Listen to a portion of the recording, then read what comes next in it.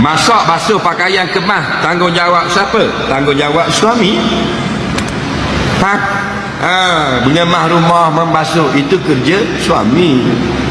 Dan kita suruh isteri buat, baru isteri wajib buat.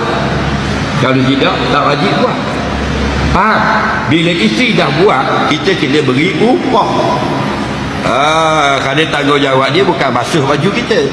Tanggungjawab dia ialah layan kehendak kita, nafsu kita, faham lagi.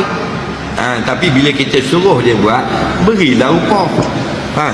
Jadi orang perempuan balik ni tanda dalam buku.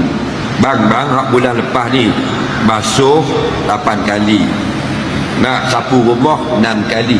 Hari tu ada ayam 2 kali masuk dalam rumah saya kejar. Sekali kejar RM6 bang. Dia boleh claim lagu tu, betul tak? Masak basuh pakaian kemas, tanggungjawab siapa? Tanggungjawab suami.